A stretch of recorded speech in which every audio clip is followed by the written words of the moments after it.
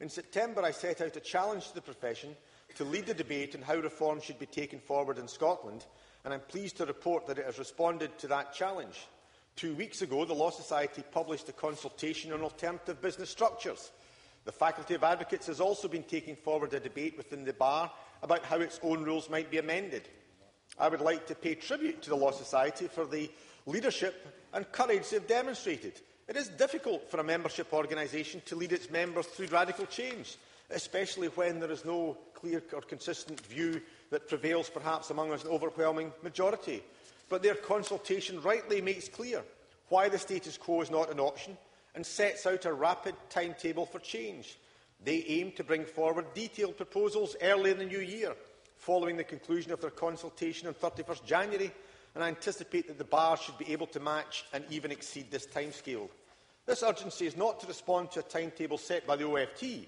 It is to respond to the practical issues faced by the profession and, even more importantly, by those who use our legal services. We cannot build a wall against specialisation or commoditisation or competition from outside the profession. That's already happening, and senior and respected figures in the profession are already identifying how reforms might create new opportunities. I do not intend at this stage to limit their thinking, but I will set out the tests I will apply to determine whether the proposals which come forward meet Scotland's needs. In short, it is our ambition that everyone in Scotland should have access to good quality legal services when they need them. That word quality is fundamental. The right level of service at the right price. The badge of Scottish Solicitor Advocate has always carried an assurance of professionalism, and I am determined to maintain that assurance. A key test for me will be whether our large financial institutions, who are able to choose where to take their legal business, increasingly choose to do that business in Scotland. There is something fundamentally wrong if key players in the Scottish economy choose to litigate in another jurisdiction. It is fundamental that we make sure that they make their own home jurisdiction the jurisdiction of choice. Alongside quality, we need to expand access. That means maintaining viable legal services in local communities. New business structures may be helpful, for example, if they allow a firm to offer a wider range of services. But there are dangers in moving it one step to a wholly open market, and we should not allow new entrants from outside the profession unless access and quality can be maintained. So if quality and access are what we need to deliver, the tools to enable this are the right balance between competition and regulation. If we act quickly, we can get ahead of the game. England's reforms are massive and will take several years to implement. As a small country, we can do what any good small business would do: be flexible and innovative, test out new ideas quickly and build on those which have potential. There are, of course, things we must safeguard and difficult issues to be resolved. I strongly believe in the value of an independent referral bar and will do all I can to help the high street firms that offer vital services to their local communities. We need to ensure that the core values of the profession are not diminished and that we consider how reform might affect important consumer safeguards like the Solicitors' Guarantee Fund.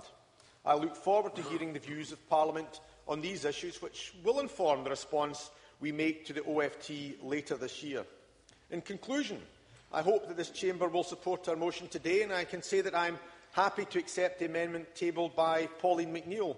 In both this and previous debates, I have mentioned that they are not the most flamboyant, as indeed at the outset the most perhaps interesting to either members of the Chamber or indeed to the general public or indeed the press corps, as I see from its entire absence of any representative.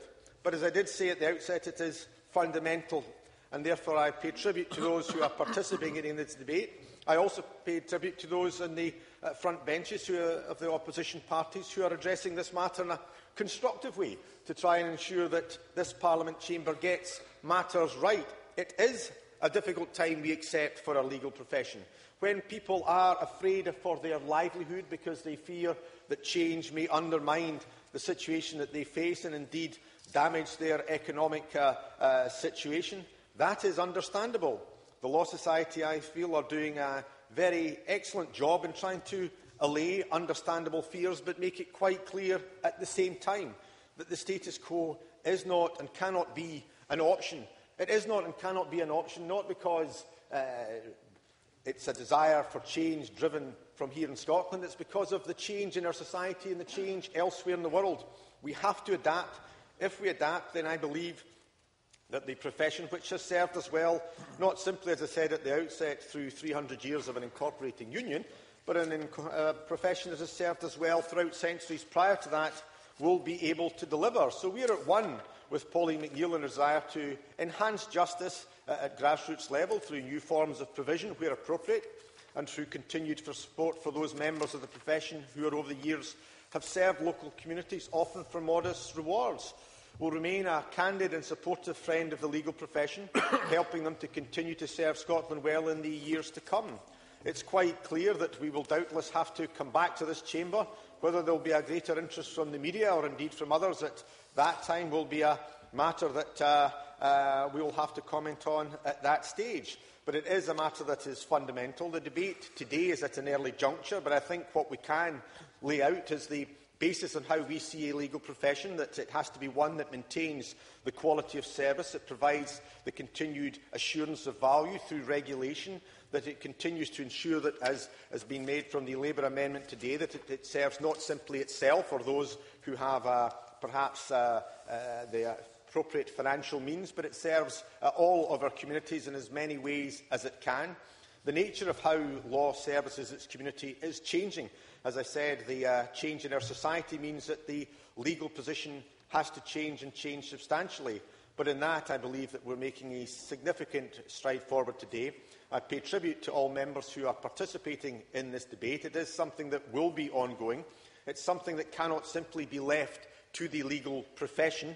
It is something, because of the importance and the pivot that the legal profession plays in the nature of our society, that everybody in our community, and clearly those who are given the privilege of being able to speak in this chamber, should participate in. But the Law Society have made a significant stride forward. We should support them in their efforts, and I hope that when we return to this chamber, we will have a unified profession laying down where they wish us to go, because ultimately it is the desire of this government to work with the Law Society to deliver the appropriate legislative changes that they want, rather than to seek to impose directions. What we are making it clear is that the status quo cannot be retained. It has to change for matters beyond their or our control, but together we can ensure that a legal profession that has served us well continues to serve us well, and not simply that it continues, as Pauline McNeill rightly says, to serve our communities, but we look forward as a government with ambition for Scotland that those firms who do aspire can most certainly compete pan-UK, if not internationally, because we are now in a global world. I move the motion.